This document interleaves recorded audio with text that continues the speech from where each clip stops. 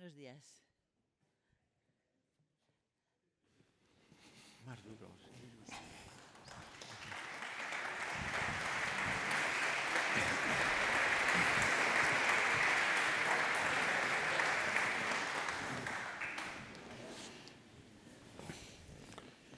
Estamos. Buenos días a todos. Muchas gracias por estar aquí acompañándonos a abordar un asunto que está pocas veces encima de la mesa, pero que resultó determinante completamente en los tiempos en que se ocupa, de los que se ocupa esta conferencia, estas intervenciones, que es el papel de la Iglesia en la transición política española. En mi opinión fue un papel fundamental, determinante y muy proactivo, muy colaborador, muy positivo. Y eso contribuyó a la superación de viejos problemas que ya habían quedado atrás, pero que en un momento de cambio político podían volver a salir, a ponerse sobre la mesa, que era el tema religioso. Así que vamos a abordar este asunto hoy con tres personas que saben muchísimo de esto. Uno de ellos es Juan María Laboa, la tienen ustedes, está a mi derecha, que es sacerdote, profesor guipuzcoano y autor de muchos libros. Él ha ejercido la labor pastoral y docente en Madrid, pero ha escrito muchos libros en torno a la Iglesia. Ha sido director de la revista 20 siglos de historia de la Iglesia y ha escrito, por ejemplo, La larga marcha de la Iglesia, el atlas histórico del cristianismo, la historia de la Iglesia, edad contemporánea, historia de los papas entre el reino de Dios y las pasiones terrenales, o Iglesia y religión en las constituciones españolas. Más a mi derecha está Rafael Díaz Salazar, que es sociólogo, una persona primero muy premiada. Ha recibido el Premio Extraordinario de Doctorado de la Facultad de Ciencias Políticas y Sociología de la Complutense, Premio Nacional de Tesis Doctorales del Colegio de Doctores y Licenciados en Ciencias Políticas, y es uno de los principales expertos en lengua española sobre la obra de Gramsci. El señor Díaz Salazar ha estudiado a lo largo de toda su vida, yo creo, los fenómenos de la izquierda, la situación de las clases que se llamaban trabajadoras. Yo siempre he pensado que los trabajadores somos todos, pero bueno, había la clase trabajadora que es otra, que es probablemente los trabajadores manuales, no sé. Yo nunca he sido capaz de distinguir entre este trabajador, esta trabajadora y los trabajadores, pero bueno, él ha estudiado este fenómeno, la precariedad laboral, la renovación de la izquierda, la evolución de las ideologías socialistas y marxistas y la relación entre la izquierda y el cristianismo, que este es un asunto que es el que vamos a abordar en el día de hoy. A mi izquierda está Rodolfo Martín Villa, que yo creo que ha sido todo en la vida política y empresarial española. Pero está aquí porque fue ministro de la Gobernación en tiempos de Adolfo Suárez, formó parte del famoso gobierno de PNNs, que se llamaba, o sea, de profesores no numerarios, de sus secretarios, vamos, que se referían a ellos con verdadero desdén, pero que fue el gobierno que hizo la transición, que modificó las leyes y que nos llevó a las puertas mismas de la democracia, puertas que traspasamos de la mano de este gobierno. Rodolfo Martín Villa es de todo, es ingeniero, es licenciado, es consejero de muchas empresas, pero está aquí precisamente porque es testigo del momento crítico en que España hace el movimiento de pasar de un régimen autoritario a una democracia. Y en sus manos estuvo, por ejemplo, firmar la legalización del Partido Comunista, que fue un momento tremendo de dificultad que se solventó finalmente en nada, gracias a personas como él. En definitiva, tenemos tres testigos, tres estudiosos de un momento muy importante para la historia de España. Y entonces yo iba a preguntarle al señor Laboa, claro, la Iglesia, en mi opinión, que a lo mejor estoy equivocada, hizo la transición antes que los demás españoles. Yo creo que la transición de la Iglesia se produjo a partir del año 71, pero usted dirá si es verdad o no.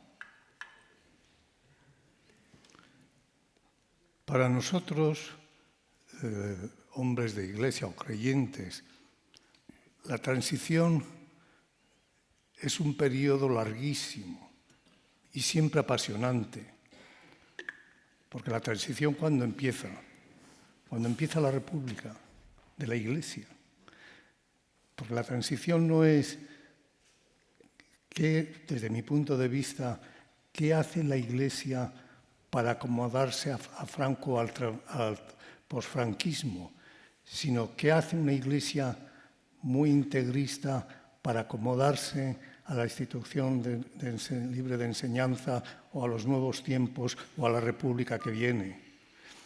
El tema de la transición no es que sea unívoca, es que tiene muchos tiempos porque es una Iglesia, dice hoy, lo recordamos hoy, al Señor que le dice a Francisco de Asís, rehaz mi Iglesia. Eso lo dice a San Francisco de Asís en 1200 y pico, pero lo puede decir siempre. Y esta es la historia de la transición. La previa a la transición de la política, la Iglesia hace una pretransición suya y ayuda a la transición política, ya que está con unas capacidades de conocimiento de la gente, etcétera, grande. Por ejemplo, yo el año 90, claro, uno tiene ya muchos años, tenemos ya muchos años que hemos vivido y todo esto que estamos estudiando lo hemos vivido a lo largo de nuestros años. Cuando el año 58 muere Pío XII, que va a ser de la Iglesia, no vamos a encontrar un papa semejante. Y aparece un papa absolutamente maravilloso, que Juan XXIII, que rompe inercias, rompe cosas preconcebidas, etc. Pero en el consistorio, en el cónclave de la muerte de Pío XII, hay muchos jóvenes, estamos en el año 58, hay muchos jóvenes españoles, todos los que estábamos en la Gregoriana en aquel tiempo, el año 58, que me acuerdo como si fuese ayer porque éramos jóvenes, un poco alocados, divertidos, y que nos reunimos y dijimos, hay que hacer, fijaros qué ingenuidad, hay que hacer propaganda para que Montini sea papa. ¿Y creíais que podíais? Era una ingenuidad inmensa, Montini no era cardenal. A Montini le habían echado de Roma por progre. O sea que pensar que los cardenales de Roma le iban a nombrar papa a uno no cardenal y encima Montini. Pero ¿qué quiero decir con eso? Que ya hay una juventud en España ya que sin saber mucho quería cambios. Y los cambios para él, para nosotros, que no sabíamos muchas cosas de lo que pasaba en la curia ni de nada, los cambios representaban Montini.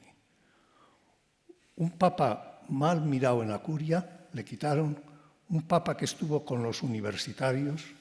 Un papa de familia democrática y no fue fascista, al revés, claramente antifascista. Un papa de educación francesa mariteniano. Todo lo que tenía Montini de positivo para el régimen español era negativo. Todo. De hecho, Mariteniano, educación francesa, cercano a la democracia cristiana, no fascista. Por eso va a ser interesante un periodo más tarde que seguramente saldrá ese tema. Pero quiero decir, ya el 58 hay seminaristas y jóvenes, y siempre hay un obispo detrás, y sacerdotes que en Lovaina, en París, en Roma, en Vitoria y en otros sitios no están de acuerdo con cómo va la Iglesia. pero la jerarquía eclesiástica española entonces no estaba en esa posición. No, Estuvo en esa posición desde el cardenal Tarancón. mucho más tarde. En el 71, cuando hacen la asamblea de obispos y sacerdotes, que fue la bomba literalmente, ahí se produce un cambio clarísimo, o por lo menos se constata. En ese momento se constata. En ese momento se constata porque hay una parte importante del episcopado que ya está en el cambio. Aquí tenemos a Fernando Sebastián, que es un elemento clave, y con él va a ser Tarancón, y con él va a ser el arzobispo de Sevilla, etc. O sea, ahí ya hay dos jerarquías, una, digamos, del antiguo régimen y una del cambio. Pero en los años finales 50 y sobre todo 60, como decía García Escudero, es el periodo de la gran reflexión en una parte importante de los españoles y de los católicos sobre todo. No se puede seguir así. Hace falta la reconciliación, por ejemplo, ser un elemento. Hace falta la reconciliación, hace falta los derechos. Y ahí aparece un tema que de esto sabe mucho más que yo, Rafa. Aparece el tema de la JOC, de la OAC, de Vanguardias Obreras, del Felipe, de 1000 instituciones importantes que están hechos en gran parte por católicos. Sí, pues quédate ahí, que vamos a eso.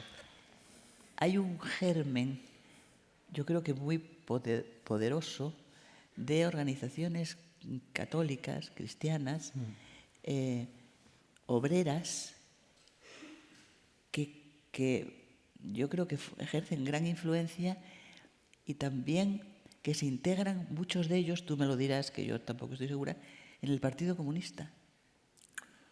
Bueno, vamos por partes. Efectivamente, como decías al preguntarle a Juan María Laoa, la transición a la democracia en España puede tener creo que tiene dos ciclos. Un ciclo corto, que es el ciclo en el que don Rodolfo Martín Villa fue un gran actor. Es cuando cae el gobierno Arias Navarro y se inicia el gobierno Suárez, ¿no? Pero luego hay una transición política y religiosa y eclesial, y enseguida iré directamente al tema este de laicado obrero, que eso se inicia nada más terminar la guerra civil. La composición de clase, podríamos debatir luego sobre ese tema. Todos trabajamos, pero no todos en las mismas condiciones, con los mismos salarios y con las mismas ¿Pero circunstancias. por qué se llama trabajadores? Bueno, lo llamamos clase obrera algunos, pero bueno, eso es otra cosa. que todavía está presente, no es Eso lo mismo. es otra cosa. Pero bueno, luego entraremos en ese tema. Entonces, la transición religiosa y eclesial, que son cuestiones incluso desde el punto de vista de la sociología distintas, yo la fecho en el año 1946, 10 años después del inicio de la Guerra Civil, con el nacimiento de algo que fue un milagro sociológico. Yo no sé si existirán los milagros religiosos, pero luego los milagros sociológicos sí existen. Es decir, cuando no hay ninguna condiciones de posibilidad, surgen cosas. ¿Y qué surge en el año 1946? En el año 1946 surge la OAC, la Hermandad Obrera de Acción Católica, promovida por una persona que no había sido cristiana, una persona que se había convertido en la edad adulta, una persona que se llamaba Guillermo Rovirosa, que fue elegido por los trabajadores obreros en la época de la guerra, como lo que hoy llamaríamos el CEO, ¿no? Como el consejero delegado, es decir, el gerente de una fábrica tomada por los trabajadores. Esta persona luego fue encarcelada, lógicamente, por la dictadura franquista y en su época, durante la guerra y durante el proceso en la cárcel, se dio cuenta que la Iglesia nunca había tenido realmente una base obrera, no había tenido nunca una base obrera y que era necesario crear un movimiento apostólico netamente obrero.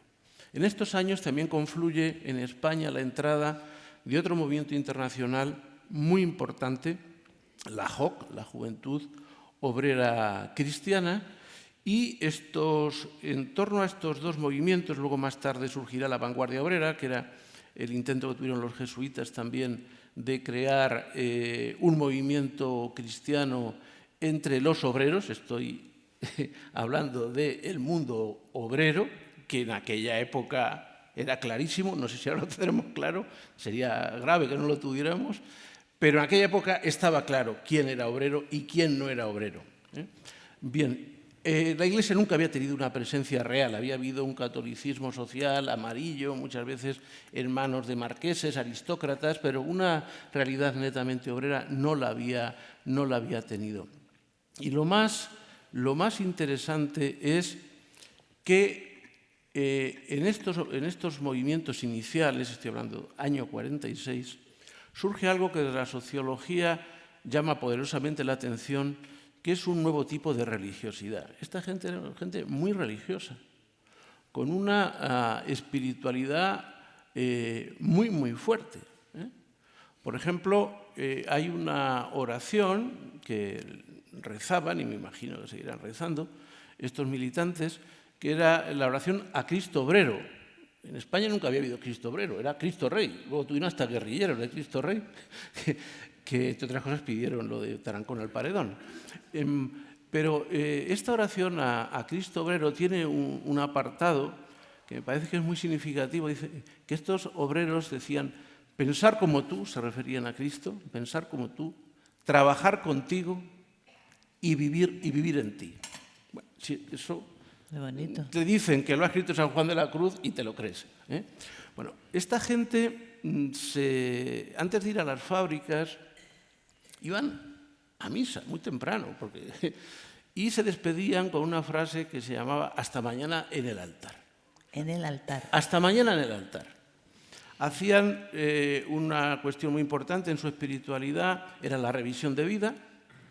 Se iniciaba con un acontecimiento vivido en las fábricas o en los barrios o en sus familias, y desde ahí, desde su vida, se leía luego el Evangelio, y en esa conjunción entre la vida de sus compañeros de fábrica, su realidad y el Evangelio, tomaban un compromiso de acción. Entonces, esta gente que va a dar mucha relevancia en su espiritualidad, porque si no analizamos su religiosidad, no vamos a comprender luego su lucha política revolucionaria, porque fueron revolucionarios. Esto es algo inédito en la historia de España. ¿Cómo puede ser una persona muy religiosa y ser revolucionaria? Revolucionaria, ¿no? La seña de su identidad era, por un lado, la encarnación. O sea, nosotros seguimos a un Dios que se ha encarnado y no se ha encarnado en cualquier condición, de ahí la figura de Cristo Obrero, y el seguimiento. O sea, vivir a Cristo es seguirlo a Él, y el seguimiento se concreta en una lucha por la justicia, en una lucha por la justicia. Bueno, esta dimensión de lo que desde la sociología de la religión llamamos una forma de religiosidad proletaria va a contaminar a sectores universitarios que se expresaban a través de una revista que todavía sigue, es la revista cultural con más recorrido en España de las creadas después del franquismo, que se llamaba El Ciervo, y de ahí va a surgir otro sector distinto, un sector de jóvenes universitarios, profesionales, que van a crear un partido de extrema izquierda, el Felipe, el Frente de Liberación Popular. Perdona. Sí. ¿Y los curas seguían ese movimiento? ¿Había en España sectores del clero que se sumaban a esa a esa nueva tendencia, porque eso es efectivamente lo asombroso, es que estos señores fundaron el Felipe, que yo recuerdo que era eso. O sea, había sacerdotes que secundaban esos movimientos. Yo es que creo que en las parroquias, en los centros de jóvenes de los jesuitas, cerca de donde está ahora el Palace, en Vitoria, en San Sebastián, en Asturias, era donde estaban los círculos de donde surgían estos movimientos, y había sacerdotes ahí. Tenemos un caso llamativo, que es Vitoria. Vitoria llega un momento en que es el seminario más importante de Europa, con una formación social muy fuerte, con unos profesores muy fuertes, con una formación espiritual.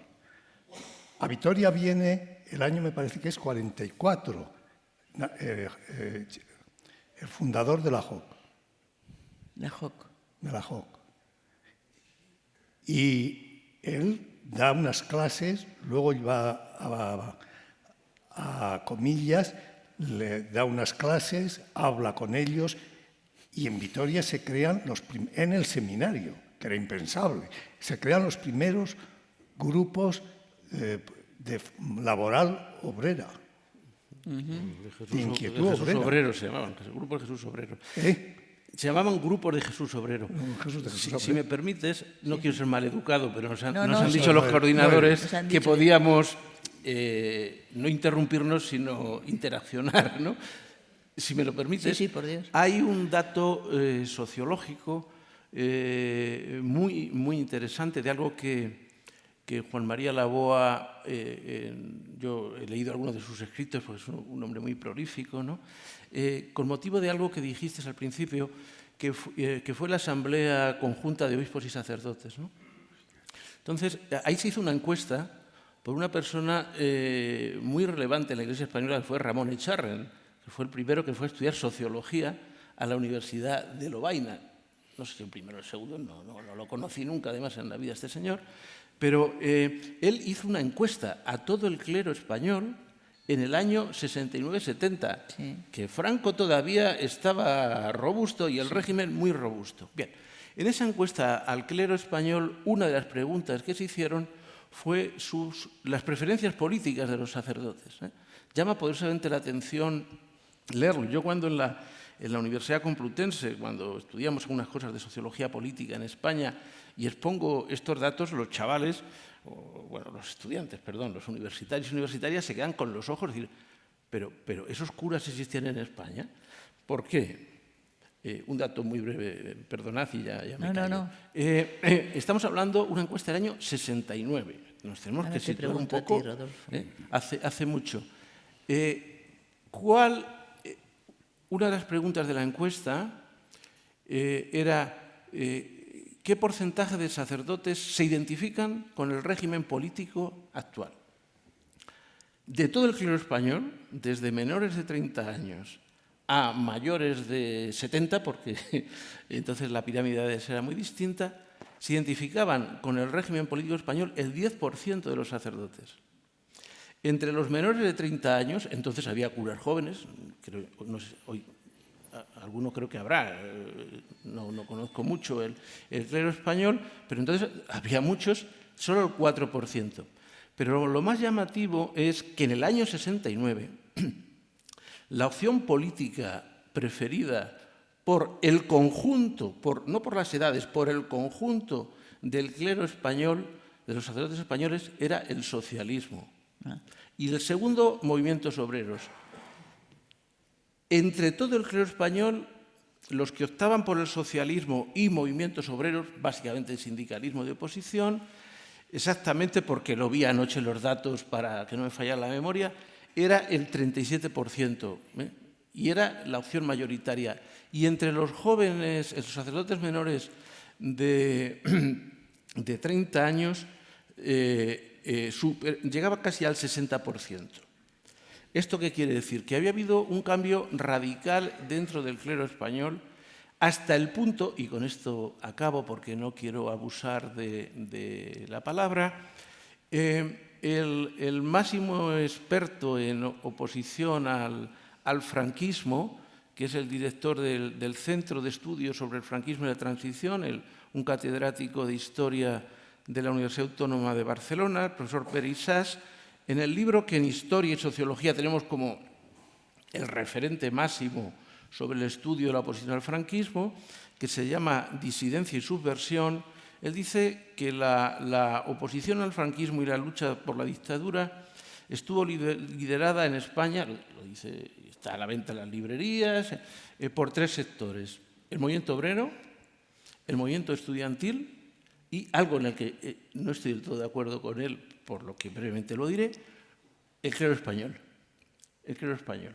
¿Por qué no estoy del todo de acuerdo por él? Porque el clero español fue muy importante en la lucha por la democracia, las parroquias donde se reunían los sindicalistas represaliados, muchas parroquias que fueron en los barrios, la matriz de donde surgieron las asociaciones de vecinos, los grupos de cultura popular de mujeres, un gran trabajo en los barrios, en los pueblos rurales, muy importante. Pero yo creo que fue mucho más relevante el laicado. Pero realmente hubo una transformación muy sustancial. Bueno, tú como periodista recuerdas que muchas veces las primeras páginas de los periódicos se abrían con la relación de multas y las homilías. Y una ultimísima cuestión. Última real, pero es que es muy llamativo. Este investigador, analizando los archivos de la Administración General del Estado, ha descubierto cómo en todas las provincias españolas había una policía especializada en el seguimiento del clero. Y una anécdota para reír. Me contaba una vez, haciendo una investigación para escribir un libro, un sacerdote de un pueblo riojano, donde el movimiento rural cristiano estaba muy implantado, decía: yo empezaba mis homilías de la siguiente manera: querido y muy amigo señor cabo de la Guardia Civil, transmita al gobernador civil lo que a partir de ahora voy a decir. Bueno, pues era algo que estaba... Un segundo solo, si te parece. Dime, María, adelante. Sería interesante, centrando esto, el año 70 se celebró en París, en Sciences Po, en Ciencias Políticas, un congreso sobre la función tribunicia de la Iglesia. Qué bonita palabra. ¿Cómo? Qué bonita palabra. El rol tribunicio. La función tribunicia de la Iglesia. Preciosa. Y pidieron a los profesores españoles, yo era un profesor muy joven en la Cátedra de Derecho Político Español, que explicásemos este tema en España. Y nosotros explicamos, y Tarancón luego utilizó este tema en una intervención, que siendo un país en el que los ciudadanos no tenían libertades, pero la Iglesia tenía unas posibilidades de reunión, de hablar, de acompañar, que no tenían en el régimen ninguna otra institución, la Iglesia había optado en gran parte, no en toda, en gran parte, por facilitar esas funciones que en democracia lo tienen los partidos, los grupos políticos, las organizaciones de obreros, etcétera, ayudar. Y eso creo que es una cosa importante. Una parte importante del clero español optó por eso. Sí. Y facilitó. Bueno, hay una las parroquias, figura... perdona, las parroquias eran centro de reunión política sistemática. Rodolfo Martín Villa era director del SEU, del Sindicato Español, ¿cómo se llama?, de Estudiantes Universitarios. ¿Tú qué recuerdas? Estaba en dudas de si atreverme a decir en este ámbito religioso que no hubo milagro en la transición. No hubo milagro en la transición. Porque en España se había producido, como decía, estaba a punto de atreverme o no, pero ya me atrevo en virtud de la encuesta de mi fraternal amigo el obispo Echarren del año 69. En España, en los 15 últimos años antes de la muerte de Franco, se produce un cambio social de tal naturaleza que seguramente es muy difícil encontrar otra etapa, por lo demás no tan amplia, 15 años, en que se hayan producido estos cambios y que conducen que a la muerte de Franco en 1975 España era una sociedad nueva, Moderna, distinta, abierta y democrática, que coincidía con un régimen político que ni era nuevo, ni era abierto, ni era democrático. Y por lo tanto eso afectaba al conjunto de los ciudadanos españoles, también a los curas. No quiero entretenerme demasiado en datos, pero éramos en el 75 la 10ª potencia industrial del mundo. Teníamos una renta del 80% de la que tenían los ciudadanos europeos de la Europa de entonces, que era la Europa rica, porque no habíamos entrado ni España, ni Portugal, ni Grecia, ni Irlanda, ni siquiera los países del este. Y para no entretener más, como siempre se habla prácticamente una intervención pública que no hable de igualdad de género, pues no se lleva en estos días, pues las mujeres ya eran en la Universidad Española en 1975 el 40% de la población universitaria. Población universitaria que, por otro lado, se había multiplicado por 5 en esos 15 años y se había multiplicado por 10 en las universidades politécnicas. Teníamos tantos universitarios en 1975 como bachilleres en el 60 y los bachilleres del 75 eran el doble. Eso fue el cambio. Eso fue el cambio.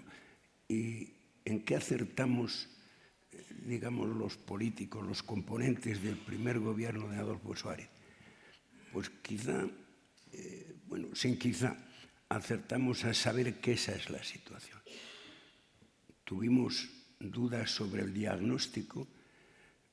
El diagnóstico, insisto, no tuvimos duda alguna. Sobre la cura, algunas, y llegó un catedrático de la Universidad Española, un antiguo rector de la Universidad de Oviedo, que nos dio la cura, la ley para la reforma política, salir del franquismo a la democracia.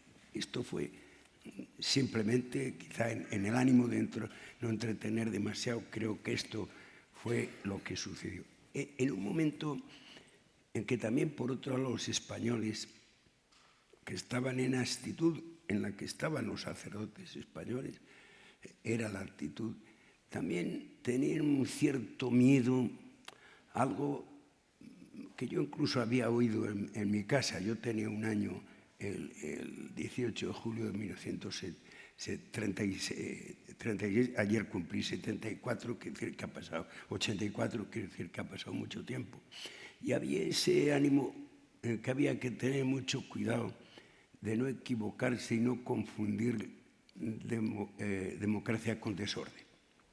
Y que, por lo tanto, ese cambio que los españoles querían, lo querían también sin romper de cuajo todo lo que había en ese momento, que, entre otras cosas, les había asegurado, por supuesto, sin libertades públicas, le había asegurado un cierto orden en la calle y les había asegurado un importante progreso social. Por lo tanto, digo, no hubo tanto milagro porque previamente había habido un cambio que he tratado de describir de primero. Y luego, ese mismo cambio, es verdad que Dios nos tuvo de la mano en la transición, porque ese mismo cambio de alguna manera se produce en la Iglesia. La historia constitucional española, a la cual se refirieron ayer tanto el cardenal Sebastián como la presidenta del Consejo de Estado, es un cambio, son unas constituciones presididas por el tema de la confesionalidad religiosa del Estado, R por R. Y solamente hay una constitución, creo que es la gloriosa, que establece una pequeña posibilidad de libertad religiosa, y para disimularlo un poco lo hace que tengamos la misma libertad los españoles que tenían los ciudadanos no españoles que residían en España. eso se rompe con la República. La Segunda República, lo ha dicho ayer también el cardenal, establece en la Constitución, es una Constitución que en ese tema hoy la asumiríamos todo. Lo que pasa es que el desarrollo de la política de la República, la ley de confesiones religiosas, está en la raíz del desastre del 18 de julio de 1936. Y claro, nos viene el concilio. Ahí a lo mejor ya, dado que es un tema religioso, a lo mejor hubo un poco de milagro. El Espíritu Santo, lógicamente, estaba presente en los aciertos del concilio. Y que es lo que plantea el principio de la libertad religiosa del que se habló ayer dentro del conjunto de las libertades públicas. Y por lo tanto, claro, lo que siempre había sido, junto con el problema militar, junto con la unidad nacional, desgraciadamente pendiente hoy y gravemente pendiente hoy, y con la lucha de clases, que era la cuestión religiosa, dejó de ser un problema para ser la solución. Y difícilmente se puede explicar la transición española si no es la colaboración de la Iglesia en España y la figura personal del cardenal Tarancón. Yo creo mucho más en eso que en las pequeñas batallas más o menos importantes que hayan tenido lugar a lo largo del franquismo desde la Guerra Civil, sobre todo teniendo en cuenta que ha habido el franquismo. Ha habido el franquismo de la Guerra Civil, que hace tantas barbaridades como se hace por el lado de los vencidos. El franquismo, situación dura y cruel que dura más o menos hasta este comienzo del cambio del año 60. Yo era gobernador civil de Barcelona el día de la muerte de Franco, lo fui los últimos años y medio de Barcelona. Las relaciones con las autoridades eclesiásticas eran complicadas, porque además allí, además de los problemas de una iglesia que apostaba por la libertad, había siempre la tentación en la que la iglesia en Cataluña ha caído muchas veces, también ahora, sobre el tema nacionalista y separatista. Tanto es así que ayer lo contaba en la COPE, que mis conversaciones con el cardenal eran sustanciosas, era el cardenal Juany, y un día me confesó, dice, no, es que en las reuniones de la conferencia episcopal, pues la verdad siempre nos preguntamos los obispos qué tal te llevas con el gobernador. Digo, no se preocupe, cardenal, cuando nos reunimos los gobernadores siempre nos preguntamos qué tal te llevas con el obispo, sin que yo llegue a que pudo existir en alguna provincia con algún gobernador y con algún cabo de la Guardia Civil, eso que se ha relatado. Pero yo le aseguro que una situación, si quiere, la más complicada que podría haber en las provincias españolas, como podría ser Barcelona, desde no sé qué día de junio que yo llegué allí del año 74 hasta la muerte de Franco, no había ese tipo de preocupaciones. Teníamos preocupaciones de bastante más nivel. A veces nos equivocábamos en las decisiones, pero de ese tipo de cosas no nos preocupaba. Y luego, y con ello acabo, yo creo que hay una colaboración de la Iglesia impresionante, que eso sí que es en papel estrictamente eclesiástico, estrictamente religioso, que es la reconciliación entre los españoles. Que también no es un tema nuevo, porque deseos de reconciliación los ha habido siempre. Yo este verano, hablando de estos temas, en el antiguo seminario de Santander, Mons de Corbán, por aquí he visto que está Carmen Goñi, que es la que me llevó allí, que unas cosas que organizaban las teresianas, hablaba de este tema. Hay una figura que para los españoles universitarios de mi época es absolutamente indiscutible, que es don Pedro Laín.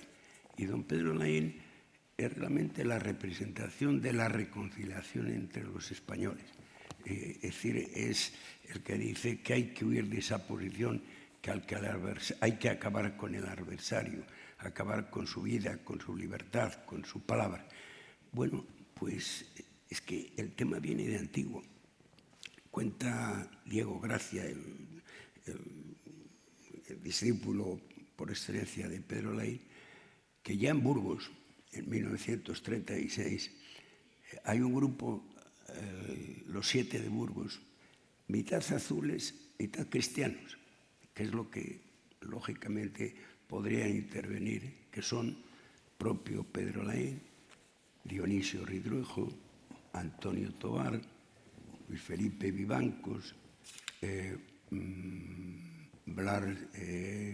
Luis Rosales y Rodrigo Uría padre, Rodrigo Uría, el luego catedrático de Derecho Mercantil, que ya hacen un primer intento. Son un grupo de gente, son azules disconformes con que el régimen no está ni siquiera en sus primeros momentos cumpliendo, digamos, sus obligaciones de una cierta revolución, seguramente revolución desde arriba, y católicos cristianos que también, aun comprendiendo la actitud de la jerarquía eclesiástica, ya empiezan a decir que en algunas cosas están pasando, los obispos están mirando para el otro lado. Eso produce un intento de reconciliación que fracasa. Tienen que pasar 20 años, 56, otra vez los azules y los cristianos. Ministro de Educación, Joaquín Ruiz Jiménez, Pedro Laín, rector de la Universidad de Madrid, en un momento en que difícilmente pensemos que la Universidad Española había tenido una crisis importante porque hubo un número importante de catedráticos de universidad expulsados por razones políticas, pero que era una universidad en que don Pedro era el rector en Madrid, que Torcuato Fernández Miranda lo era en Oviedo, que Luis Legal Lacambra lo era en Santiago, que Antonio Tobar lo era en Salamanca, que Luis Sánchez de Agesta lo era en Granada y José Cosgrau lo era en Valencia, que difícilmente, bueno, pues ese es el segundo intento que fracasa. Los sucesos del 56, cese de Joaquín Ruiz Jiménez y abandono de Pedro Laín.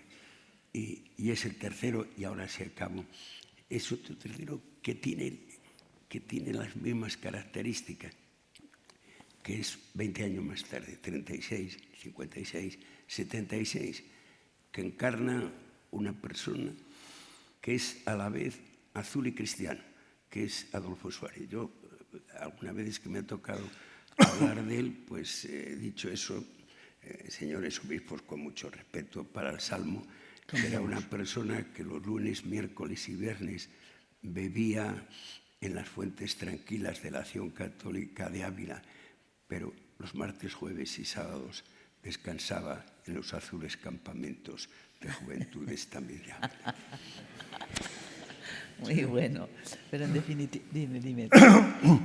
Claro, es más fácil cambiar la economía de un país e incluso dar una cierta sensación de libertad, como vemos en países que todavía son muy autoritarios, que cambiar la mentalidad de un pueblo y cambiar la mentalidad de una iglesia. Y yo creo que este es un tema clave. La Iglesia española es mucha iglesia y naturalmente los juicios que yo voy a dar no son totalitarios porque uno no es tonto del todo. Pero la Iglesia española tiene una tradición de iglesia politizada fuertísima en el siglo XIX, en el siglo XX. Algunos de los obispos, incluido Segura, no huelen y no actúan de ninguna manera razonablemente antes de la República, en los primeros momentos, etc. El tema milagroso no está en el cambio económico, en el cambio milagroso es en el cambio del cristianismo español en gran parte. Y digo en gran parte porque el cristianismo español sigue dividido hasta nuestros días en todos los niveles. ¿Qué es lo que produce ese cambio de un cristianismo muy conformista, muy integrista, para el cual el liberalismo sigue siendo pecado durante la Guerra Civil y después? Leer el ¿Qué pasa? O leer Iglesia Mundo, dos periódicos modernos en los años 70 y pico, y crees que estás leyendo a los periódicos integristas de mediados del 1865. ¿Qué es lo que cambia ahí? Bueno, una parte cambia lo que decíamos de pasada. Muchos obispos y sacerdotes han estudiado fuera. En Roma, París, Alemania, etc. O en seminarios buenos que había en España. Y ahí empieza una nueva mentalidad que va cambiando, abriéndose. ¿Qué es lo que cambia? Pues lo que todavía hoy muchos creen que no ha existido, que es el Vaticano II. El Concilio Vaticano II es el... ¿Cómo que creen que no ha existido? Que no ha existido, que era una cosa mal organizada, mal desarrollada y mal terminada. La capacidad humana de hacer de su capa un sayo es muy grande. Entonces,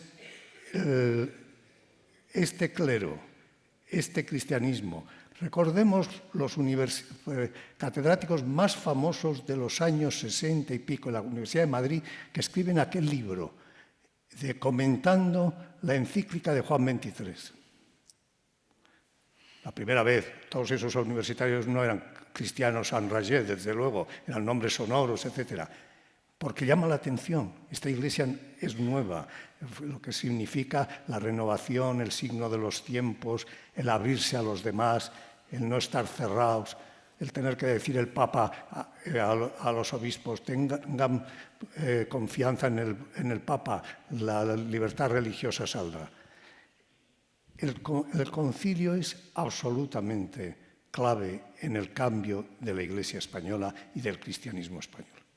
Todavía hoy podemos decir con toda tranquilidad que el que no quiere el concilio no quiere a Pablo VI y no quiere al Papa Francisco. Hoy todavía. Y muchas de las páginas web que escandalizan, etcétera, etcétera, bastaría hacerles una pregunta. ¿Ustedes creen que el Concilio Vaticano II fue un concilio dentro de la serie de los concilios? Bastaría. Ese concilio y esa aceptación del concilio en la Iglesia española tiene dos momentos claves. Que lo ha dicho. Perdón, un momento. El concilio es enormemente importante, no solo para la Iglesia española, sino para la transición española. Para la transición, por supuesto, pero es importante para la transición porque cambia el carácter de los cristianos. Ya podía haber cambiado las leyes y tal. Si los cristianos siguen siendo integristas, no hay nada que hacer. El cristiano... Porque los cristianos españoles son españoles. Son españoles. Claro, parece ser. Y porque se está produciendo en España un cambio social tan profundo, no puede cambiarse del cual también, lógicamente, participan los cristianos españoles. Podría darse... Y porque el Concilio Vaticano II hace que esos cambios sociales no choquen con la doctrina, con los cambios en la Iglesia. Y ¿no sabes? Quien choca es el régimen. Puede haber un cambio social extraordinario social y aceptado y no aceptar el Vaticano II. Lo que cambia es la mentalidad de los españoles, de los cristianos españoles. Y eso se nota de manera clarísima. Lo ha dicho Rafael Algo en la Asamblea Conjunta. Es inútil que nosotros estudiemos la transición y sobre todo la transición intraeclesial y el cambio de la mentalidad española si no vemos el significado de la Asamblea Conjunta. Y aquí hay muchos obispos y muchos obispos que han celebrado todas sus diócesis, menos 2 o 3, se celebraron entonces las asambleas diocesanas. Cuando se estudian, y sería una de las labores que cada obispo debiera de tener con su clero, cuando se estudia cómo por primera vez en la historia de España esa diócesis se reúne, el clero y los laicos en cuanto acompañan, se reúne y hacen un examen muy serio de cuáles son los pecados, las gracias, los aciertos, las equivocaciones de esa diócesis. Ninguna diócesis, y desde luego nunca en España, ningún país ha hecho un examen de conciencia fuertísimo. Y de ahí nace, aunque ahí aparece al clero, la encuesta al clero. Ahí se ve. Pero sin la encuesta se hubiera visto lo mismo, porque en las asambleas se ve lo que piensa el clero. Y lo que piensa el clero del Papa, de la oración, del celibato, de la comunidad, cómo es un clero que busca una comunidad más fuerte, etcétera, etcétera. Entonces, ¿por qué tiene importancia la presencia de los católicos en la transición? Pues porque decía ayer Fernando Sebastián de alguna manera, y Francisco lo dice, lo más importante es el cambio de mentalidad, la personalidad de cada uno, la honradez de cada uno, los valores de cada uno, el modelo de iglesia de cada uno. Cambia el modelo de iglesia. De los cambios de mentalidad, porque las mentalidades hay que construirlas, ¿no? Entonces, los movimientos laicales, no me voy a referir tanto ahora al clero, que fue evidentemente muy, muy importante y contribuyó, y eso es bueno que se sepa, es decir, que los sacerdotes de la Iglesia Católica Española en su conjunto fueron actores fundamentales para que la democracia viniera en este país, porque muchas veces hay un imaginario que no se corresponde con la realidad, y ese imaginario se construye sobre falsedades, ¿no? Bien, pero las mentalidades hay que crearlas. Entonces, una de las cosas más importantes que tuvieron los movimientos del laicado organizado en España es ir construyendo una mentalidad sobre qué tipo de democracia. Yo quisiera, si te parece bien, entrar en este tema, ¿no?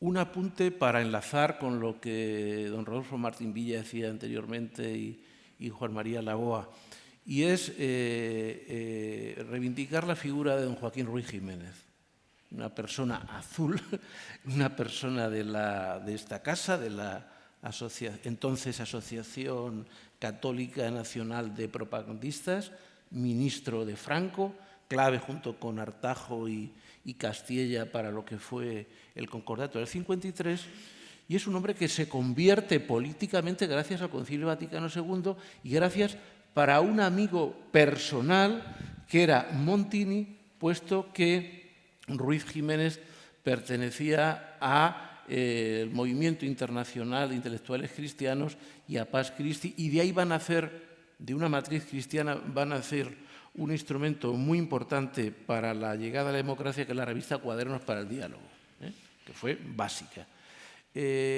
Afortunadamente, el Congreso de los Diputados y la Fundación Gregorio Peces Barba han tenido el inmenso acierto, y la familia, de publicar gran parte de los diarios de don Joaquín Ruiz Jiménez, que yo recomiendo vivamente que se lean. Pero vamos al tema de las mentalidades, del cambio de mentalidades y de la mentalidad sobre el tipo de democracia que el laicado cristiano organizado, que tiene una posición netamente antifranquista, de lucha política, de lucha sindical.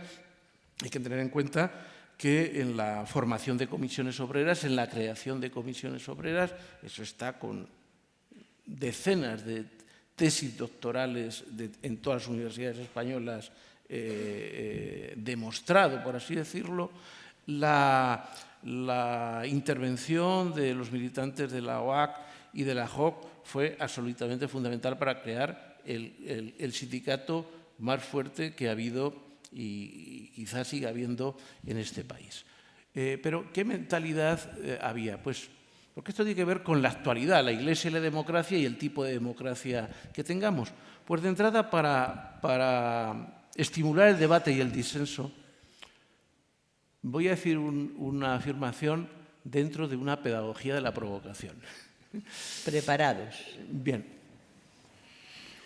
Para eso, y para generar debate. La democracia que este sector o estos sectores del laicado cristiano querían, ¿era la que tenemos y la que se hizo? Sí, pero sustancialmente no. Y el sustancialmente no es para provocar el debate. Sí, ¿por qué? Porque evidentemente pues querían las libertades políticas, las libertades sindicales, las libertades culturales, querían el Parlamento, querían la libertad de voto. Ahora bien, queriendo eso, ¿eran fundamentalmente o solo eso lo que se quería? No. No, ¿por qué? Porque podemos concebir la democracia de dos formas. como un sistema mediante el cual hay libertad de asociación, expresión, organización, voto, respeto a los derechos humanos, separación de poderes. Don Fernando Sebastián lo dijo ayer magníficamente, basándose en lo que se enseña en las universidades. Él lo dijo en libros de derecho político. Esa es una forma de ver la democracia. Pero dado el carácter sustancialmente proletario, incluso los jóvenes universitarios están muy proletarizados.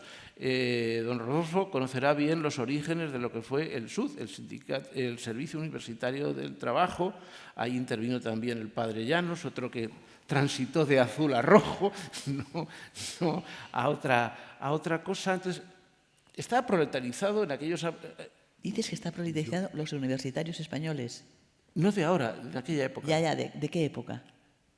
Pues desde los años 40, 50, 60, 70. Ajá. Hay una proletarización muy fuerte. Entonces, ¿Es así? ¿qué idea de democracia? Eso, si me permite, sí lo quiero decir, porque me parece que tiene mucha actualidad.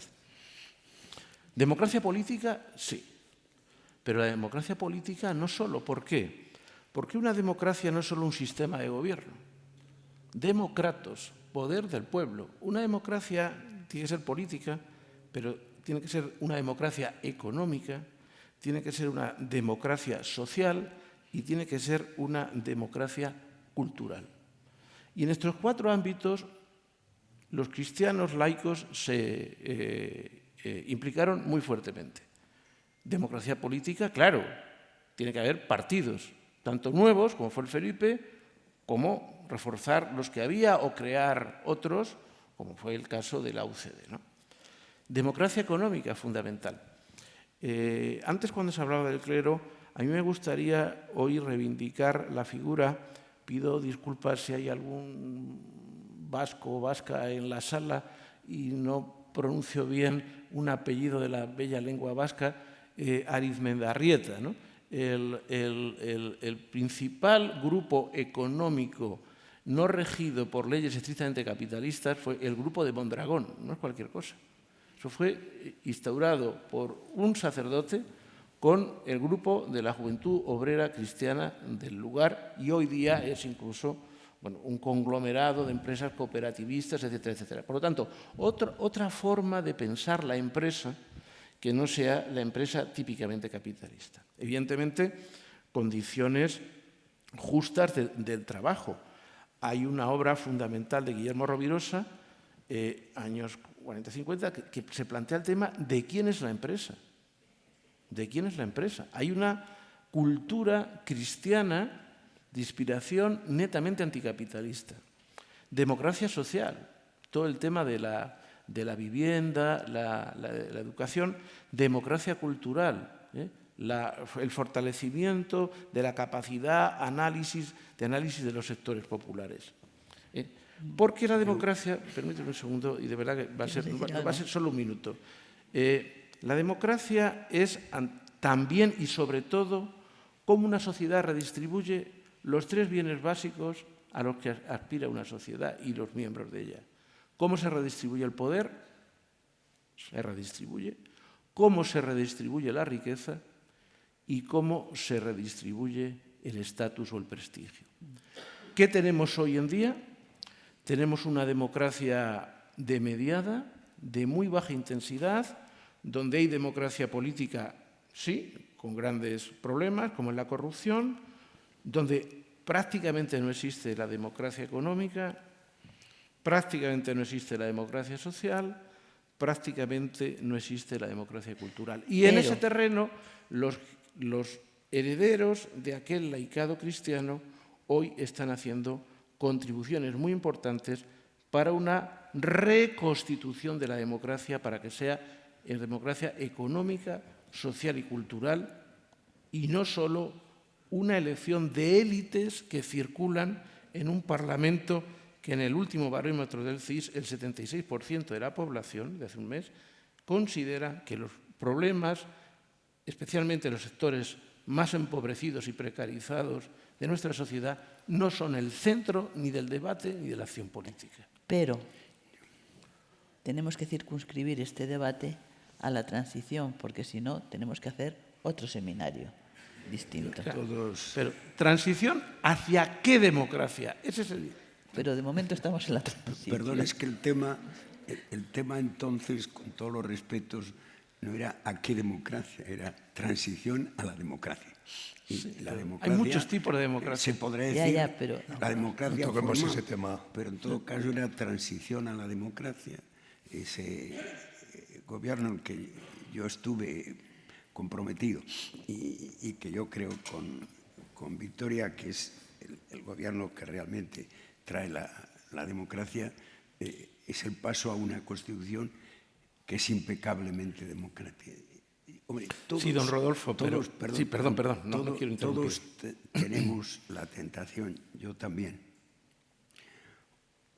un poco de agrandar la importancia de lo que la parcela que hemos cultivado en la vida, no solo en la política. Es aquello del profesor de la asignatura que siempre el día primero te decía que su asignatura era la más importante de todo el plan de estudios. Y todos tenemos razón, pero es también aquello de lo que decían, que cuando a los historiadores hacen la historia de lo próximo, hacen política, son parciales. Pues los políticos mucho más. Yo trato de confesar por lo menos mi parcialidad para que me sea perdonada una vez la confesión y pueda avanzar en ello.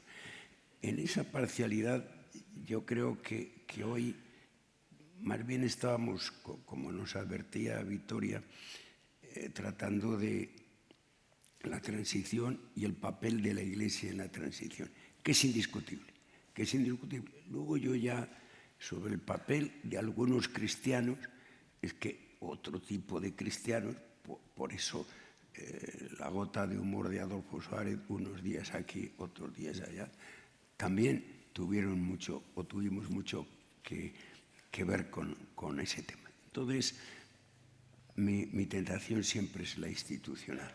Y yo creo que lo que se produce en la sociedad española, el cambio de los últimos 15 años de la vida aún en el franquismo, y se produce en la Iglesia universal y también en la Iglesia de España con características especiales, el cambio que supone el concilio. Si no llega a ser el Concilio Vaticano II, evidentemente la postura de la Iglesia hubiera sido absolutamente distinta. Y hay momentos estelares. Uno, que se recordó ayer, el discurso de Cardenal Taracón, la intervención en la llamada colonización de los Jerónimos. ¿Qué es lo que pide Taracón? Taracón no pide la confesionalidad del Estado. Quedaban 2 años aún para discutir la Constitución. Taracón pide una cosa muy simple. Pide para la Iglesia en España el mismo grado de libertad que está pidiendo para los españoles en la vida política. Y por lo tanto, claro, la autoridad es infinita, porque de alguna manera y por primera vez se decían estas cosas también desde la mitra de un obispo español. O se decían, al menos para no ser parcial, se decían con esa solemnidad y en ese minuto. ¿Y qué es lo que estaba diciendo Taracón? Lo que decía el Concilio Vaticano II, que no se preocupó en absoluto de la confesionalidad de los estados, así obligada en las constituciones, sino que se preocupó que la libertad religiosa formara parte del conjunto de las libertades públicas y que, por lo tanto, fuera un acicate para las libertades públicas. Había en otros sitios, no tenían ese problema, nosotros lo teníamos y ahí está. Y luego, y ahora sí que acabo, hay 2 momentos que estoy seguro que Marcelino Oreja ayer echó de menos que no se hablara de ellos, y yo un poco también, aunque ese es el momento del discurso. El otro momento es que una vez que aterriza el gobierno de Adolfo Suárez, inmediatamente el rey prescinde del derecho de presentación, que no era un derecho de presentación de Franco, que era un derecho de presentación de nombramiento de obispos de la monarquía española por los siglos de los siglos. Es decir, eso se hace. Tercer momento que se ha echado menos es la presencia de Tarancón en el Congreso de los Diputados el día de la firma por rey de la Constitución del 78 en plano de igualdad con los dirigentes los dirigentes religiosos de las religiones no católicas, que era la expresión clara y fotográfica, diríamos, de la igualdad de oportunidades en el campo de la religión. Es decir, en que la Iglesia Católica en España, con lo que suponía, y supone, para bien o para mal, pero supone, en la Iglesia se ponía en plano de igualdad con los islamistas, lo dijo ayer el cardenal, los islamistas, los evangelistas, que eran 4, que deben ser las... Es decir, esos son momentos importantísimos, como lo son los acuerdos que ya a los pocos días de proclamar, de firmársela por el rey la Constitución española. Esos son momentos muy importantes para dar a luz una Constitución y unas libertades públicas impecables. Sí, pero... Yo discuto que tengamos una calidad democrática relativa o pequeña. No toquemos ese tema. Tenemos una calidad democrática formal que aseguran la... No, si me voy a centrar en la transición, pero pido hablar después de... Pido hablar si es posible. Tenemos impecable calidad democrática, que luego el uso de esa democracia se haga como sea, hombre, del mismo modo que los creyentes creemos en la Iglesia a la que participamos y luego discrepamos de que las acciones ya de la vida diaria, pues la perfección no es este mundo. No hemos dicho todo lo importante sobre la Iglesia en la transición. Hemos hablado de actores importantes, de cambio de mentalidades, de épocas, y yo creo que eso hace un cuadro precioso. Pero nos falta el protagonista. Nada hubiera sido así sin Pablo VI. Y eso creo que se puede decir sin ninguna gloria alocada. Pablo VI conoce perfectamente a los obispos españoles. Ha sido sustituto desde el año 33, ha recibido desde el año 33 a todos los obispos españoles hasta el 78, 33-78, ha ido recibiendo. Él tenía unos aspectos propios que he dicho de alguna manera, era demócrata sin más, era antifascista sin más, los derechos humanos de la persona desde joven eran fundamentales, la formación francesa mariteriana le ha marcado. Este hombre, desde el primer momento, tenemos los primeros papeles que yo he visto en el archivo, el año 43, es mal visto por el nuevo régimen.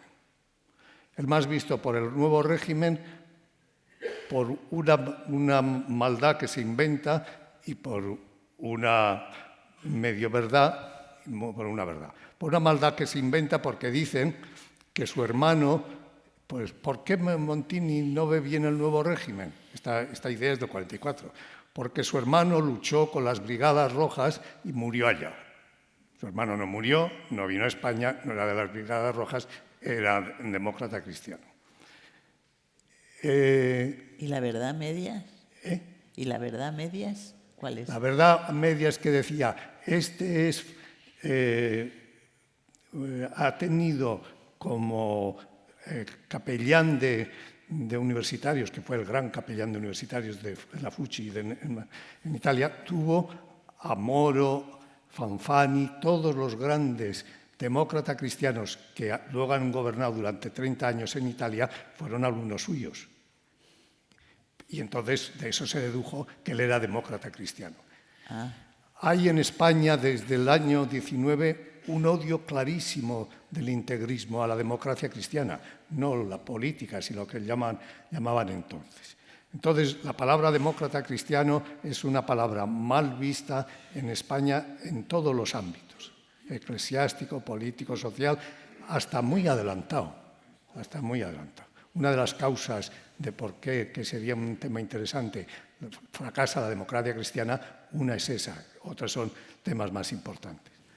Tarancón, entonces, quiere mucho a España, porque tiene una cercanía afectiva.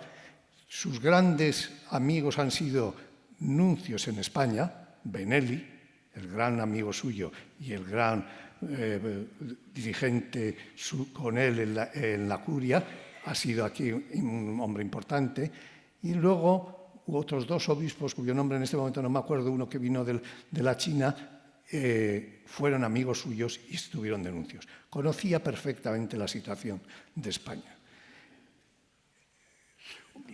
Tuvo el famoso telegrama a Franco. Yo, de todas formas, creo que nos equivocaríamos. ¿Me permites que te diga yo mi ya, pero como se nos ha permitido introducciones... El gran defecto que creo suyo... que nos equivocaríamos, y muy mucho, confundiendo el papel de la Iglesia en España con el papel de la democracia cristiana en España. Es decir, no tiene nada que ver. Claro, sería... Perdón, que yo también sería favorable a muchas de tus afirmaciones, pero claro, eso ya me parece que sería un poco rizar el rizo. Es decir, el papel de la Iglesia en España es el papel de la Iglesia en España. Y el papel de la democracia cristiana es un papel político. Perdona, solo he dicho que en los documentos de los archivos se ve un rechazo de Montini por parte de políticos españoles porque creen que Montini es demócrata cristiano. No he dicho nada más. Y algunos muy favorables, porque el señor Martín Artajo o el señor Luis Jiménez o el señor Castella, más o menos los podríamos etiquetar de cristiano siempre. En el franquismo yo no tiene nada que ver con esto. Si yo digo el rechazo que hubo. Bueno, es que, perdón, aunque fuera cierto esto, que supongo que puede ser cierto, como pudo ser cierto lo del cabo de la Guardia Civil con el gobernador de turno. Muy bien, muy bien. Oye, me parece que hemos sido muy atentos con lo que tú has dicho. ¿Me quieres terminar? Termine mi expresión sobre Pablo VI. Hemos sido muy atentos cada uno con lo que decían los demás. Pero se puede interrumpir, ¿eh? Se puede interrumpir. Se nos permitía y se nos incitaba a interrumpir. Sí, se puede interrumpir, se puede interrumpir. Continúa. Entonces, Pablo VI conoce muy bien España. Es arzobispo en Pamplona, viéndote a ti, Fernando, es arzobispo en Milán. Los estudiantes de Milán le piden que envíe un telegrama a Franco para salvar a un estudiante de Barcelona que ha puesto una bomba. No era verdad lo que le habían dicho los estudiantes a Montini. Le habían engañado. Le habían engañado, no en lo fundamental. No en lo fundamental. Es verdad que hubo un estudiante, había puesto una bomba, la bomba no había dañado nada, no había cogido nada. Se sabe perfectamente que hubo un juicio y que había sido condenado. Franco a Castilla le suena mal porque el telegrama iba directamente contra la línea de flotación del régimen de Franco, en el sentido de que decía, en algo se tiene que notar, distinguir un político comunista de un político católico. Entonces dijeron que Castilla dijo que era falso todo, que no había habido tal estudiante, se sabe el nombre, el apellido, lo que pasó. Y desde ese momento la reserva de Franco y la reserva de los obispos que consideran, lo de los obispos está muy estudiado también, que consideran que ha sido una metedura de pata de Montini, va a ser tan fuerte que cuando unos meses después comienza el Vaticano II y Montini tiene el famoso discurso en el Capitolio hablando de que una iglesia libre, no enfeudada a la política, es mucho más, favorece más el Evangelio que una iglesia metida en política, ni un obispo español, que estaban todos en Roma ya porque era la víspera del comienzo del Vaticano II, ningún obispo español asiste. No obstante, Montini tiene claro, por lo que conoce, que el peligro de la Iglesia española es una Iglesia tan enfeudada a un régimen político que no va a ser aceptada ni respetada por los españoles más jóvenes, más despolitizados o más demócratas. Y entonces decide cambiar el episcopado español, dicho en pocas palabras. Envía un nuncio y confía en Tarancón. En Tarancón, Tavera y el que era entonces arzobispo de Sevilla.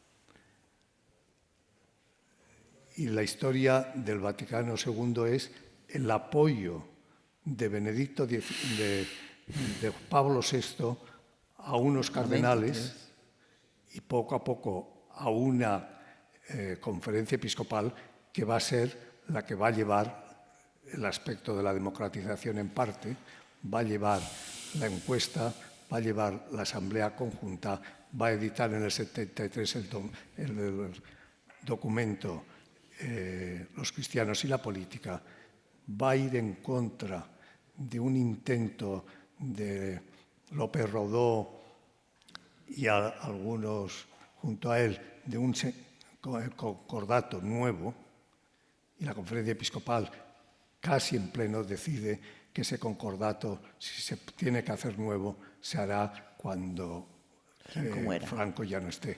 Pero que mientras tanto funcione ese concordato. El Concilio Vaticano II fue determinante para la existencia y desarrollo de esos movimientos de obreros en las bases. El Concilio Vaticano II fue fruto de quienes hicieron posible que se hiciera, porque podemos tener tanto con aquellos, digo que el Concilio Vaticano II fue fruto de un conjunto de fuerzas a nivel de la Iglesia europea y española que hicieron posible que se convocara.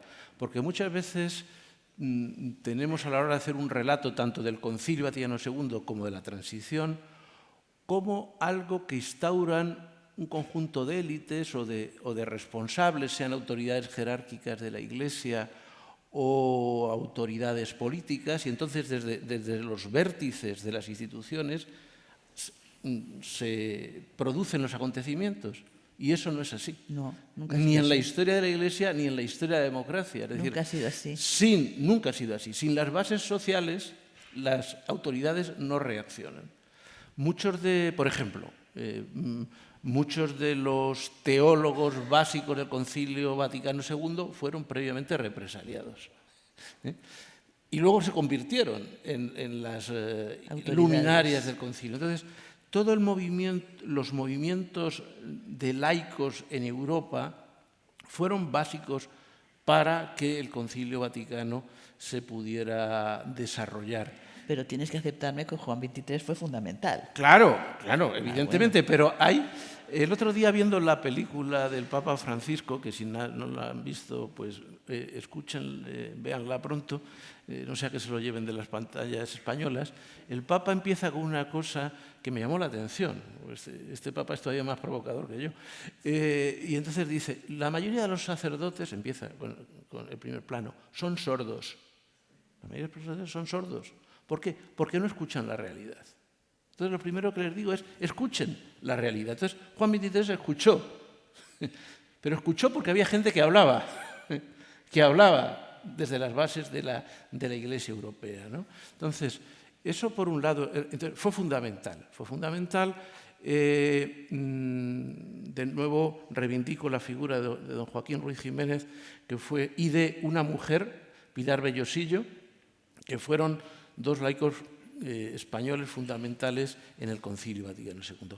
Pero en el tema de la transición, que evidentemente pues le debemos mucho a una figura como la de don Rodolfo Martín Villa, mucho, y lo digo con sinceridad. Ahora, no solo a él, ni a Adolfo Suárez, ni a la UCD.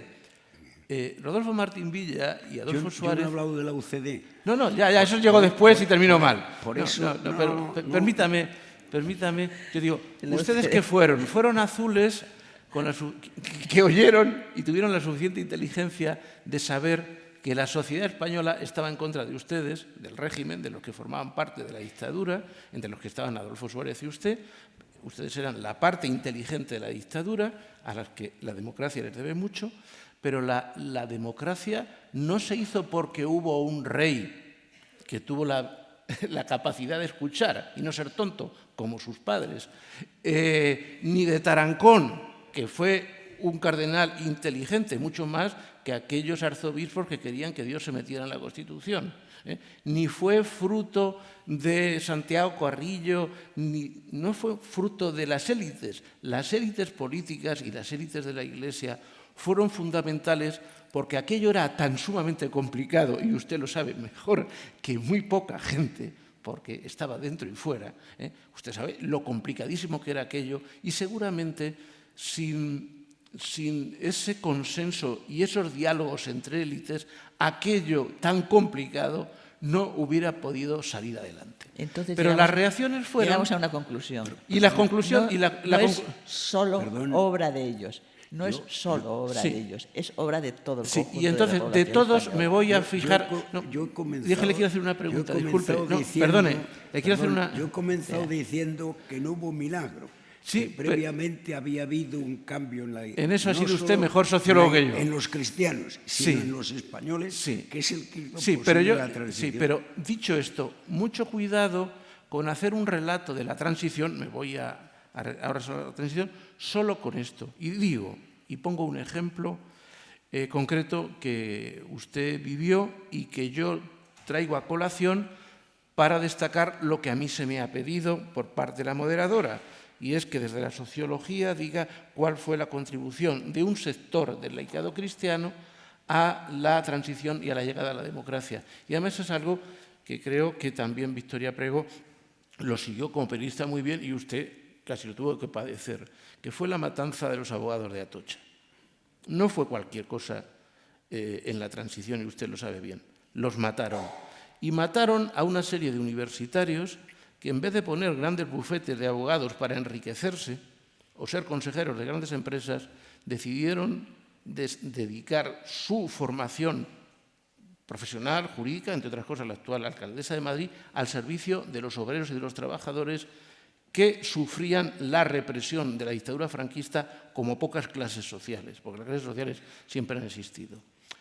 Lo interesante es que ese acontecimiento de matar a unos abogados laboralistas fue básico para, y usted lo sabe, para que las élites políticas reaccionaran. Entre los asesinados, y esto lo que voy a decir ahora lo sabe muy poca gente, entre los asesinados, entre los pocos asesinados abogados laboralistas, porque los cogieron en ese despacho, 2 eran cristianos que formaban parte de una comunidad cristiana de base que vivía en Vallecas. Y uno de los heridos fuertemente, que afortunadamente se ha salvado y que a través de sus relatos yo he conocido, en su autobiografía he conocido, también era un cristiano que decía, nosotros, como antes he hablado más de obreros, pero había también este sector de profesionales jóvenes que venían de organizaciones como la FEC, la JEC, decía, nuestra vida consistía en lo siguiente, nos levantábamos, íbamos al despacho de abogados laboralistas y cuando salíamos nos íbamos a la comunidad de base de Vallecas y unos días leíamos teología y otros celebrábamos la Eucaristía. Y formaban parte del Partido Comunista de España. En definitiva...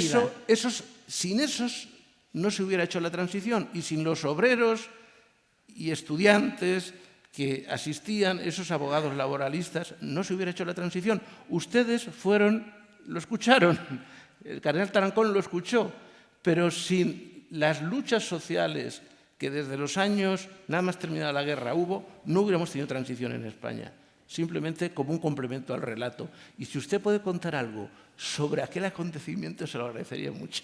Mire, lo recuerdo también, porque yo era el ministro de la Gobernación sí, claro, en ese momento. Y ese momento coincide con el único momento, y con Victoria lo hemos hablado muchas veces, en que estuvo amenazada la transición española, porque coincidió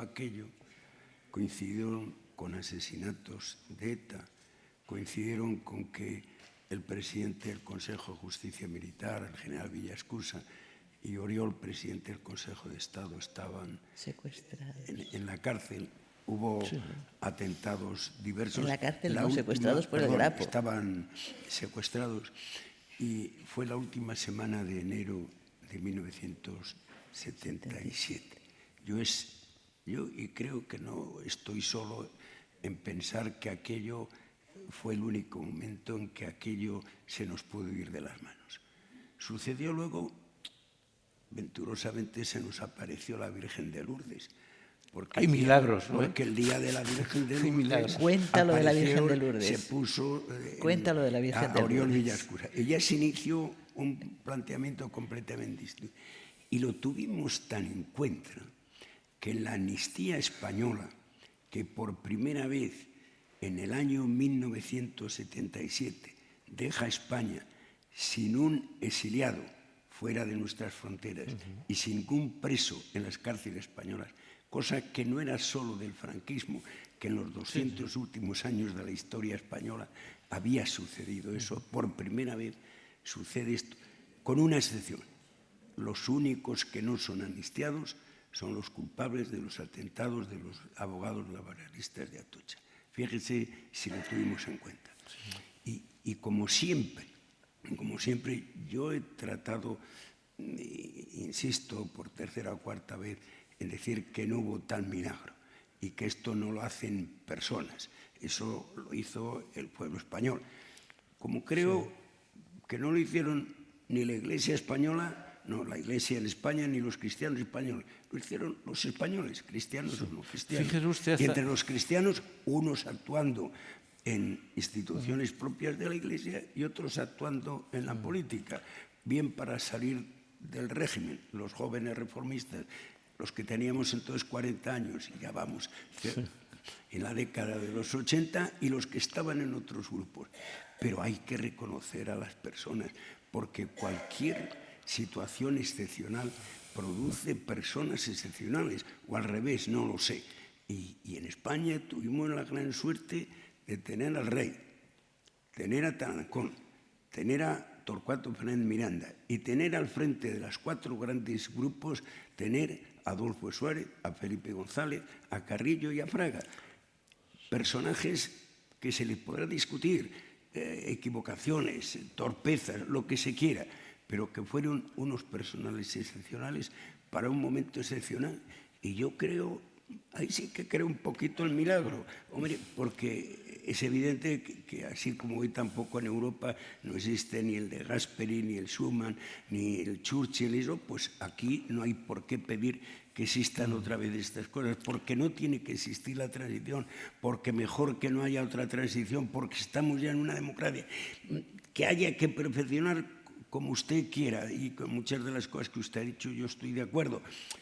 Quizá por aquel pecado que yo he confesado, que todos, hombre, exageramos un poco el sitio en que estuvimos o el protagonismo que pero tenemos. de modo alguno. Pero, porque, vamos a ver, usted fue... Nos pasa a todos. Por eso yo también he tratado de interferir. Para mí el Papa es algo muy importante. Haya sido no democristiano. Me tiene sin cuidado que haya sido democristiano. Sí, digo que en esa línea de interacción entre la relevancia de las personalidades en la Iglesia y las bases, otra de las grandes contribuciones que desde la sociología detectamos en la Iglesia a la transición fue una institución muy importante, que además era una comisión pontificia, que fue Justicia y Paz. Justicia y Paz, que también fue presidida por don Joaquín Ruiz Jiménez, que estaba en muchas diócesis españolas y que todos los años sacaba un documento en el Día de la Paz, que era, si no me falla la memoria, el 1 de enero, que traía muchos problemas con la policía y muchas multas a sacerdotes. Pero esa Justicia y Paz, que era algo dependiente directamente de la Conferencia Episcopal, ¿no? No había Conferencia Episcopal entonces. Que no había conferencia episcopal. Bueno, de los obispos, no soy muy experto en terminologías del derecho canónico. Obispos, los obispos que se juntaban, vamos. Dependía de ellos.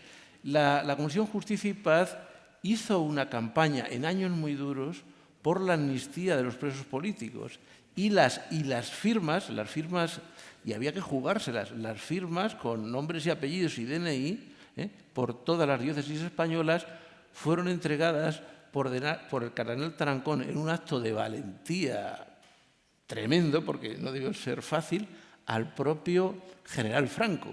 Entonces, esa foto, yo le doy mucha importancia al fotoperiodismo, es básico para hacer sociología, detenerte ante una fotografía, esa foto de Tarancón, o sea, Joaquín Ruiz Jiménez y Juan José Rodríguez Ugarte le entregan a Tarancón las firmas recogidas para la amnistía y Tarancón las llevó a Franco. Entonces, bueno, eso luego ustedes pues hicieron una de las grandes cosas de la transición, que como bien ha dicho usted, fue la amnistía. Pero hubo mucho ciudadano de pie jugándosela, firmándola, y un cardenal muy valiente que se la llevó al dictador a decirle, mire, que fuera los presos de las cárceles. Vamos a terminar, estamos terminando ya. Yo he estado encantada, me gusta muchísimo escucharos. Es muy interesante todo esto y además es verdad. Te voy a dar la palabra a ti, que me la has pedido. Sí, quisiera terminar con 3 imágenes que tenemos todos en la memoria.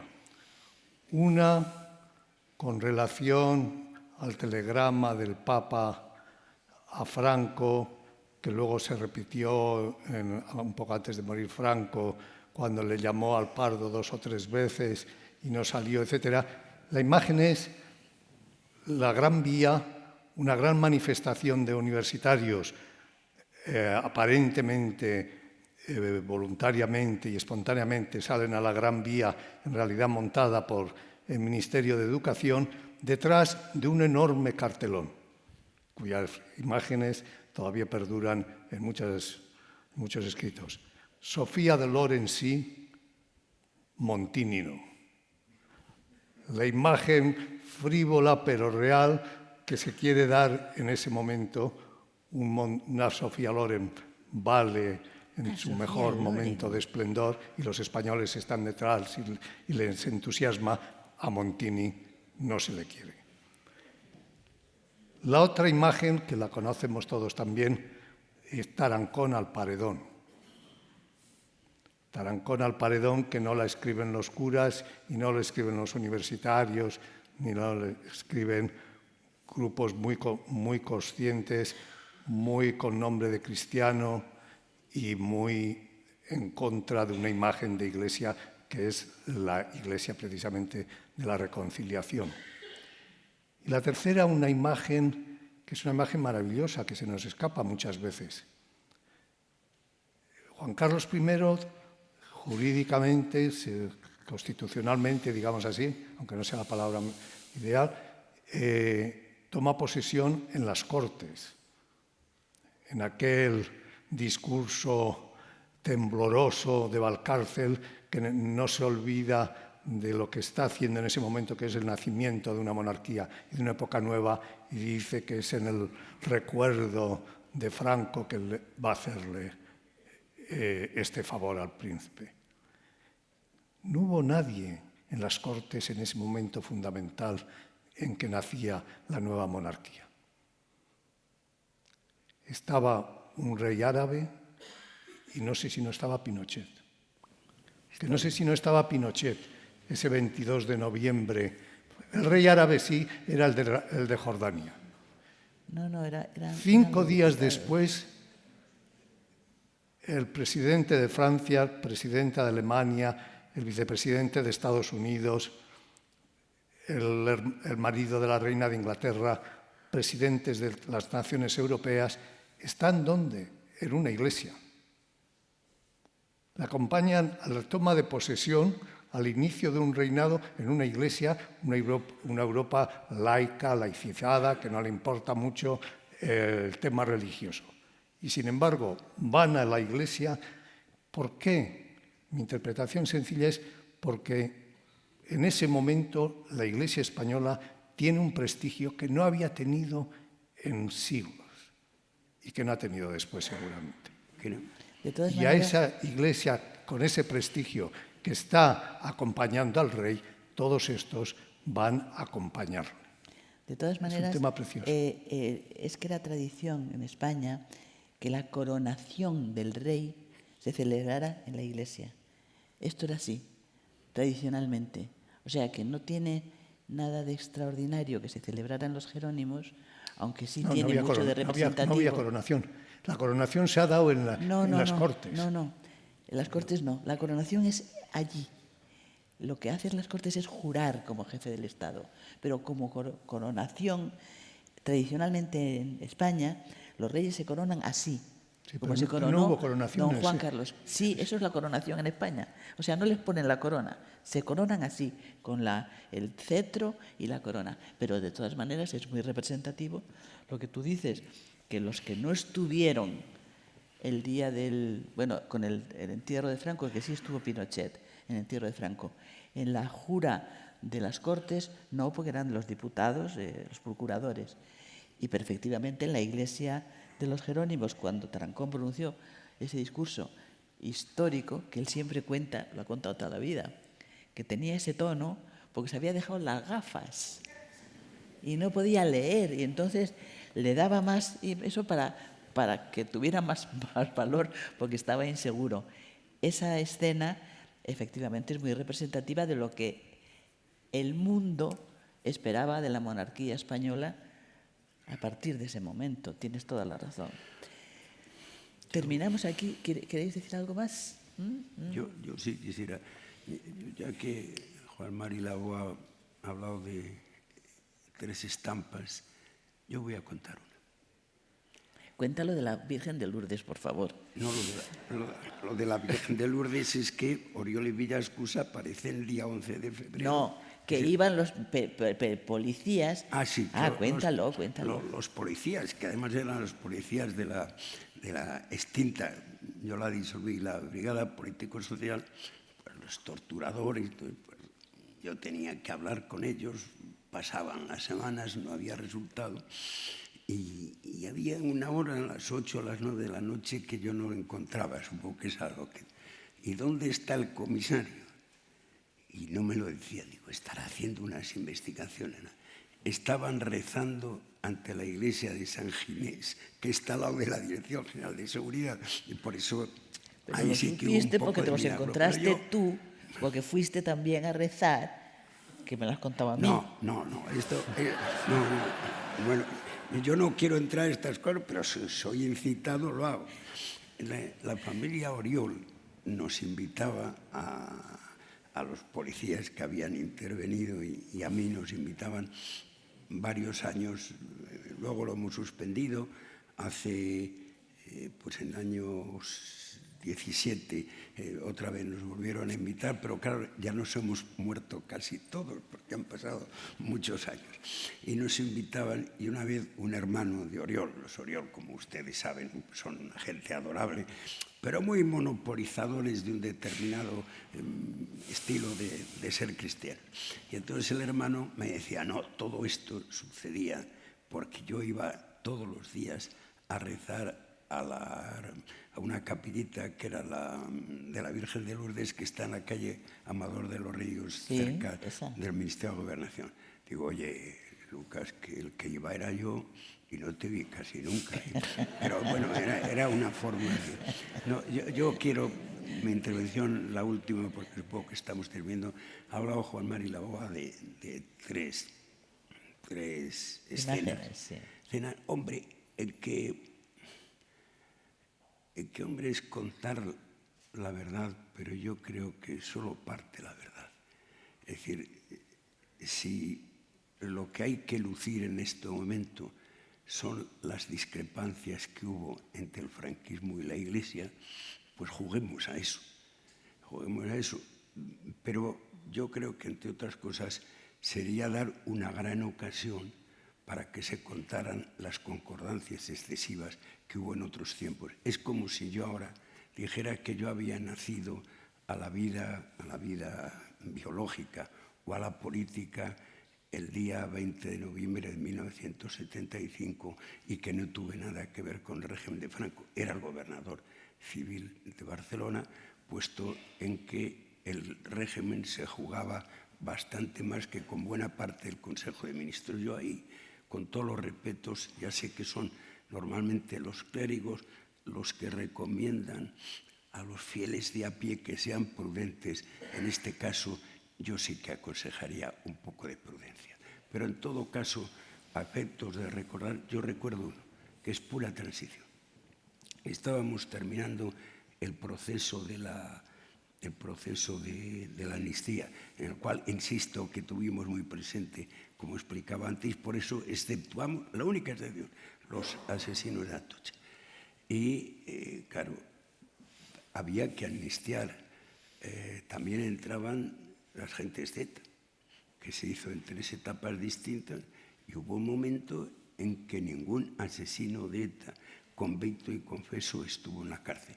Quizá también en la ingenua creencia que lo de ETA podía tener una parte de movimiento político antifranquista, proautonómico, pronacionalista, lo que fuera, y luego, desgraciadamente, ha pasado lo que ha pasado ya en una situación democrática.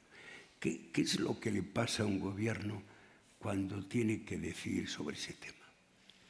Las amnistías no se dan por razón de justicia, pero la justicia la han aplicado los tribunales. No se dan por razones de equidad, porque si entra en la amnistía un asesino, tienes que vaciar las cárceles. Se hacen por razones de conveniencia política. Pero claro, la conveniencia política es un concepto jurídico muy poco determinado, y en ese momento creímos que convenía. ¿Qué gente tenía autoridad para decir que no se diera amnistía? Tenían autoridad los que, cuando había asesinatos de ETA, normalmente de policías o guardias civiles, aprovechaban los funerales para gritar no contra ETA, sino contra el gobierno que era el responsable. Yo he ido, desgraciadamente, a bastantes de estos funerales. No, esos no tenían autoridad. Tenían autoridad en el lado contrario los que decían que había que suprimir, por mucho que hubiera razones en actitudes concretas, los llamados cuerpos represivos. Tampoco. Había que reformarlos, pero no había que suprimirlos porque nos quedábamos sin un bien importante que es la seguridad en las calles. Y eso, y sobre todo en aquel momento, era importante. ¿Quién tenía autoridad? Tenían autoridad las familias de los asesinados. ¿Y cómo resolverlo? Y es la estampa con la que yo despido mi intervención. En un convento que estaba en la calle, creo que se llamaba Asensio Cabanillas, que era el nombre de un militar que había sido ministro del Ejército con Franco y que está por aquí. En un convento nos reunimos a cenar el cardenal Tarancón, el cardenal Jubany, el obispo Echarren, Juan Rosón, que era gobernador civil de Madrid en ese, Pío Cabanillas y yo. Y el resultado de la operación es que les dimos la lista de las familias de todos los asesinados por ETA para que tuviéramos una cierta cobertura para tomar esa decisión. Yo tenía una cierta experiencia, porque en esos entierros y funerales se metían conmigo los ultras, pero no las familias. Normalmente era, señor ministro, a ver si esto es el último muerto que tenemos. Y los obispos españoles se dirigieron a las familias de todos y cada uno de los asesinados, y no tuvimos ningún problema en las familias al acordar la amnistía. Juan Mari, prefiero esa estampa de reconciliación y de obispos españoles colaborando a esa asignatura pendiente, que iba incluso mucho más allá de las libertades, políticas, porque estaba en convicciones más profundas, prefiero todo eso que algunas de las cosas que he podido oír esta mañana. Muchísimas gracias por... ¿Perdón? ¿Alguien ha dicho algo? No. Pues muchísimas gracias por todo, muchísimas gracias por estar aquí, por habernos acompañado, y espero que les haya interesado la intervención de 3 personas inteligentes, informadas y responsables. Gracias.